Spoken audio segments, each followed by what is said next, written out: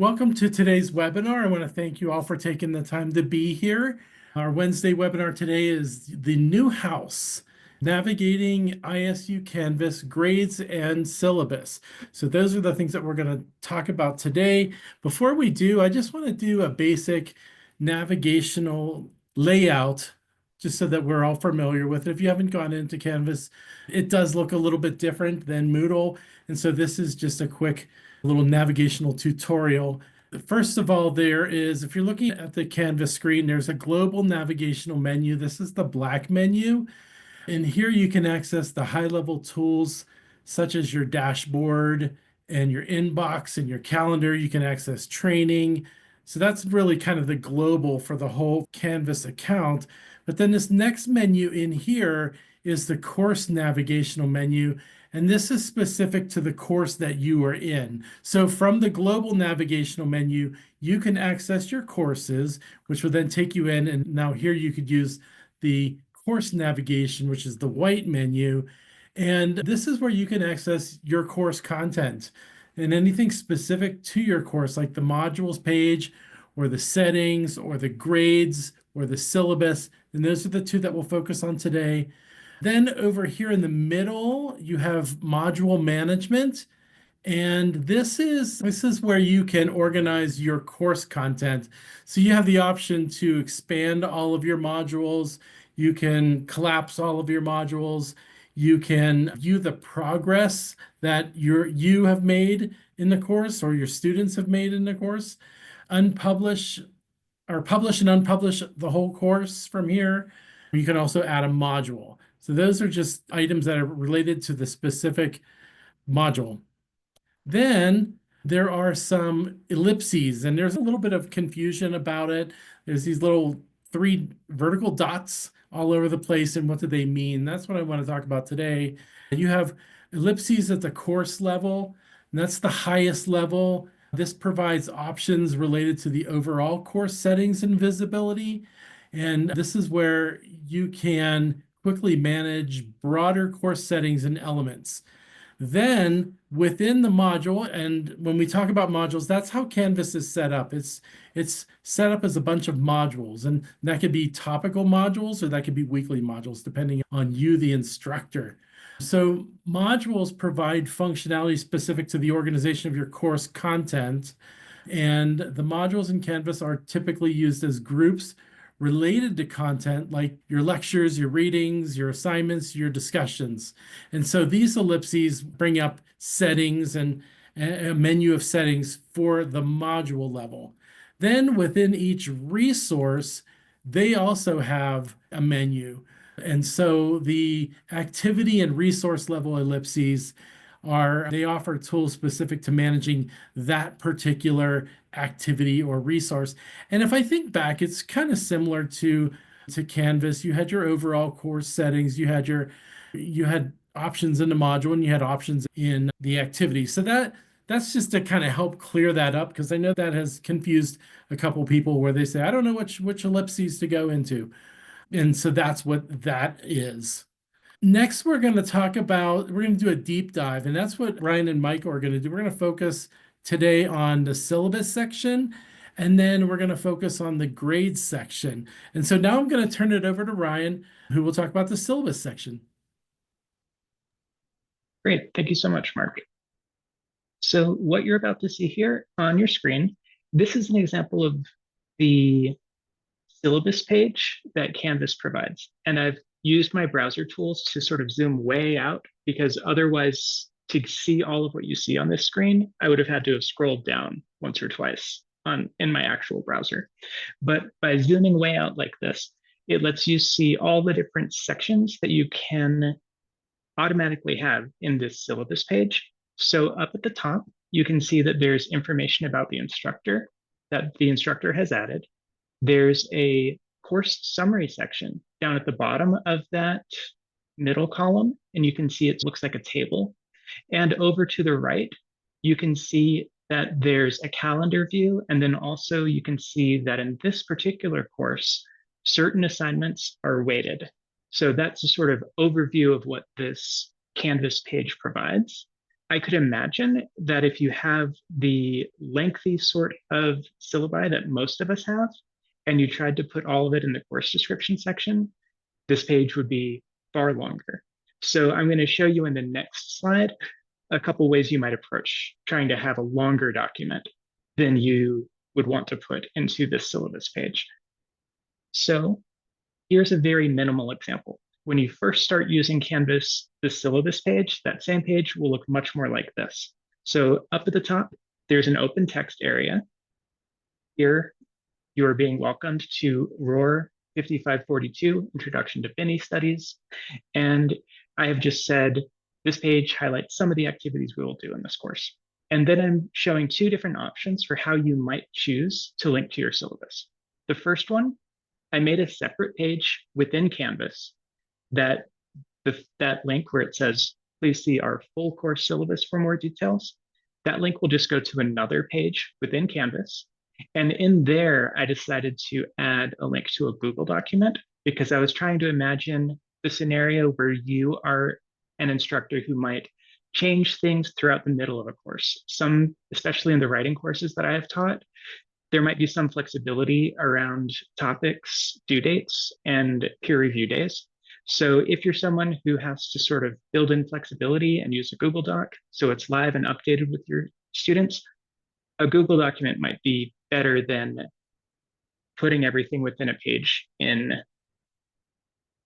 Canvas. The other version is if you do have a much more durable sort of syllabus that doesn't fluctuate much, and you instead want to have it as a document that students can download, that's what this demo possibility 2 is showing. So here I've uploaded into Canvas the document. It's living in Canvas, and you can see that the link there ends in .docx. You could also, I could have uploaded it as a PDF instead. And you can see that clicking on that, it will actually download a copy to the student's own device. So depending on what sort of syllabus document you want to share and the needs of you and your students and your course, those are a couple different ways you might choose to include what I think of as a sort of longer full syllabus, as opposed to what this particular syllabus page demonstrates. In that description section, you might also want to add, and I specifically chose not to add it because I wanted to point out that you have to programmatically, I mean, you have to add it yourself intentionally. Details like your own contact information, perhaps here's my email, this is my preferred way of contacting, or here's my office phone, please call me at this number, and any other key information that you want to have. Like you can anticipate it might take me 72 hours to get back to you, anything like that you want to let students know. Below that section, you can see the course summary. This is what Canvas does add, just based on the information you add in each of those sections that Mark showed you. So for each activity, if it has a due date, then it will show up with the date next to it. There's a link to the activity, and then there's also a due date, or sorry, a due time on that particular date. Anything that has a due date will show up above things that are activities without due dates. So that's a sort of surprise that I did not anticipate, was that there would basically be two sections here. So if you have many activities and some of them don't have due dates, but they're recommended or they're videos that you're hoping people will watch, you either might want to add due dates so that they show up, or make sure to tell students to make sure to scroll down to the bottom of that course summary. So that's quirk that you might want to anticipate as you're putting your course together. But this is what the course syllabus page does in Canvas. We're all figuring out best approaches that work for our ways of teaching, but this is just the minimal, this is what it will look like and what you can do with it right out of the box. And up next, Michael will tell us more about how Canvas handles grading in the gradebook. Need to unmute. So I will be covering 5 topics about the gradebook. I'm going to be talking about the default gradebook, the categories and weights, dropping the lowest item out of a category, grade policies, and extra credit. And here, so here, I guess I should start at the beginning here. Here is a very simplified typical course where I have 5 graded activities. All activities by default end up in the grade book, and it is the points that you've earned so far divided out of the points possible. It's all one category, and this is what the grade book looks like. Key to setting up the gradebook, you don't do a whole lot of gradebook setup in the gradebook. You actually do most of the gradebook setup in the assignments. When you add graded activities to a course, by default, they end up in a category called assignments. And so everything is here. Now, if you are happy with just straight up points earned divided by points possible as the grade, then you do not need to do anything. Just like in Moodle, the default gradebook does that just fine. You can create categories, and they won't be doing any weighting unless you set up weights. So let me create a category here real quick. And they're called, I keep saying categories. The Canvas term is assignment group. So that's the new language we're going to have to translate. In my mind, it's a category. In Canvas, it's an assignment group. So I'm going to call this exams, for lack of a better word. And I can rename this default one to be homework. And when I create items, if I already have the assignment groups, I can pick which group it should go in when I create it. But if I have created everything and then decide to create my groups, you can drag things around and change the order, very similar to what we're used to. And then when I look at the grade book, I come over here and not much has changed except I now have homework and exams, but my grade is still being based off of these are not entering into the equation yet. Where I start setting up weights is under the 3 dots here, assignment, weight final grade based on assignment groups. So I can have homework worth 30%. Well, this has been happening for me over the last few days. It will not let me type in this box right now. But this is where I would put in the weights in here. I apologize for not being able to put in the weights. Maybe we'll give it one more try before I jump to the next thing. So weight final grade. It looks like something I will need to report to Canvas.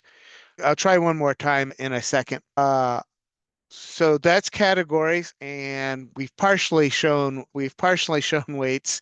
We'll get there in just a second. To do drop the lowest, if I want to come in here and drop the lowest exam, I would come in here, pick edit, and I could drop the lowest score. I will say these are all have the same max points. If you do drop the lowest where you have a 2 and 10 point thing, and I could set up an example to show you where it all breaks down. But if you do drop the lowest and the max points aren't all the same, you cannot guarantee the math will work out correctly. So Canvas doesn't double check that for you, but I would always just make sure that that's working correctly. If I come over here, we can see, and I can stretch out my screen a little bit here.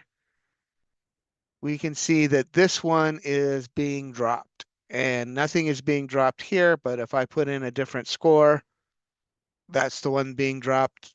If it's higher, that's the one that's being dropped.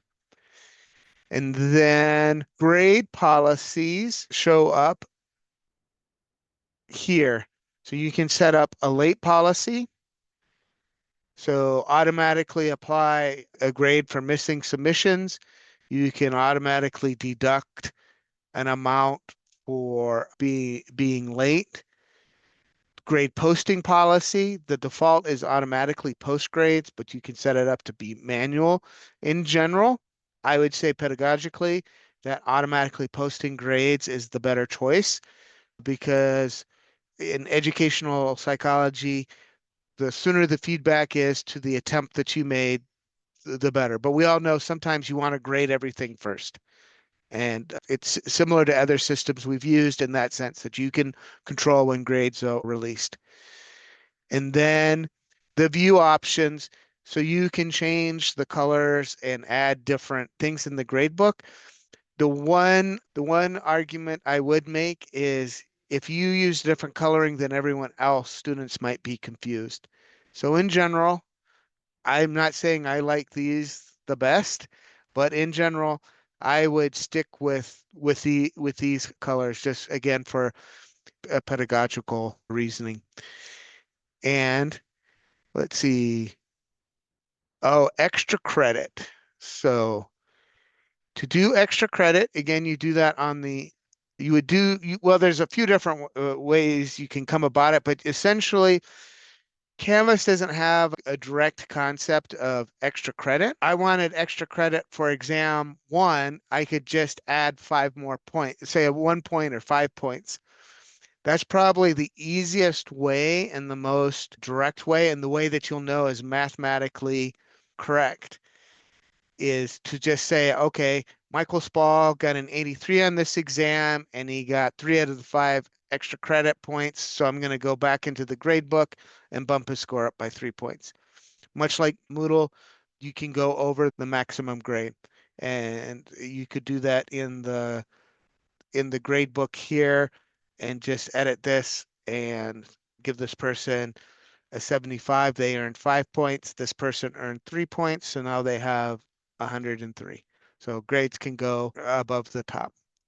So we've done everything except I'm going to try one more time to do assignment You group might weights.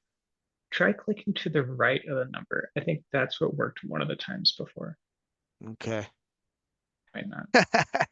I don't know why Canvas is being this way today, but we saw it yesterday once and then I was able to get it to work. But yeah, so I really wish I could show those weights, but the big thing is you have to make sure once you enable, so like I could click save here and let's just look at what the gradebook is going to do. Everyone has a 0%. So that's the one thing I do want to stress. If you set up the weights and they don't add up to 100%, if they add up to 120%, the maximum grade people can get is 120. So that's kind of a sly way to give extra credit. But if my point total only adds up to 90, that's the max people can get in the grade in the grade book. And so you can see that now this is 0% of the grade, this is 0%. So I've earned myself a 0. And I will actually show you, I'm sorry I'm jumping around here because I was going to show you the other way to do extra credit. So this 2 point knowledge check, I can set its max score to be 0 points. And then technically that's extra credit. If we come out here and look at someone that has a 2 and a 9, their homework score is 110%. The problem to always remember is a category can't be all extra credit. If I put a 1 in here, notice they have no grade because essentially I'm saying 1 out of 0, and that's undefined. So if you do extra credit as a separate item out of 0, always make sure you have something else in that category that actually has some points. And it works best if that has a grade in it first. Otherwise, you end up with, well, I have a grade here. Why isn't there a grade here? I mean, you understand it once you think about it for a second, but that's what's going on. And now that we've set up weights, I'm going to show you one last trick here is when you're looking in the syllabus, you can actually see your weights here. And again, I could come in and, oh, it didn't save right. Something didn't work. My weights are all wrong. So this is where I would know a different place to check that whether I'm weighting things correctly. And I always just want to make sure this adds up to 100%. Unfortunately, Canvas doesn't like warn you or make sure that that works. So just always double check that. And Ryan was talking a little bit about the menu. To make room, you can hide this menu. And it is interesting on the syllabus page when you shrink it down, throw in this menu. It can look quite different for a moment, but don't let that throw you. One of the things is to have a simple, consistent grade book because then it helps with the feedback. And the other thing I will say is because we're all getting used to this grade book, after you've set up your grade book, if you want to check in with the ITRC and just get our opinion or make sure I did everything right, for sure you can do that. If I jump over here to the assignment page, I don't think I made that so explicit, but this one rule here, that's where it's telling me I'm doing the drop the lowest. And then I suppose here's one gotcha here. So this isn't keep X number of highest scores. It's actually to drop some of the highest scores. I don't know who would ever do that, but I mean, I bet you some institution somewhere has to drop the lowest and drop the highest. I am just going to try one more time. I don't mean to make everyone late for the next thing. 20. Okay, this is going to be so much better. Okay, so now when I go to the syllabus and refresh this real quick, the weights work out correctly. And when I'm here on the assignment page, you can see it's 20 and 80, but you're not really seeing if you had a bunch. I mean, I'm using a simplified example to not overwhelm people, but here is the other place you could go do a quick double check. Yep, it's adding to 100%. I mean, sometimes it's like easy peasy. I got 10, 20, 70, that's 100, right? But sometimes it's good to know where to double check these things. And since it's not as obvious, and then again in the grade book, if I go to grades real quick, these are the ones that are being dropped right here. And again, the breaks in the, how this sorts out and everything, it is going to take a little while to get used to on our end. I will say that. And then there's always more that you can learn about the grade book. If the grade book can't in Canvas do what you want, export grades, import grades, those kinds of things.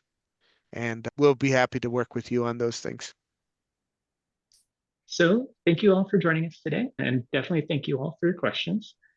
When you want to learn more, please reach out to us. We already have written a lot of guides in our Tiger Tracks articles of sort of how to do certain processes. We also have a library of videos exactly like this one of the Wednesday webinars we have been doing for the last few years. And for the rest of the semester, if you're not sure what you'll be doing at 2 o'clock on Wednesday, highly recommend that you click on this third link and go see our schedule for the rest of spring. And when you want to meet with us, anytime is great. You can email us at itrc@isu.edu. That's the best way to get feedback because it will go to all of us. You can call us at 208-282-5880. You can leave a message there if it's while we're closed. And on Pocatello, we are going to be moving soon. So we're going to have a temporary space for about a month, and then we're going to be up in a different location. So soon we will no longer be in Oboler Library, but our mailing address currently at least is still Oboler Library, B17. So for the foreseeable future, we highly recommend that instead of trying to just trot on down to see us in person, go ahead and make a on-demand appointment with us, and then these will be via Zoom for the foreseeable future while we're getting moved. And also make sure to watch in Idaho State Today for upcoming webinars and other announcements. And if you haven't already bookmarked the ISU Canvas transition website, highly recommend that you do, because that's where all of the other important announcements specific to the Canvas transition will come out. So thank you all for joining us today, and look forward to seeing you all in future webinars.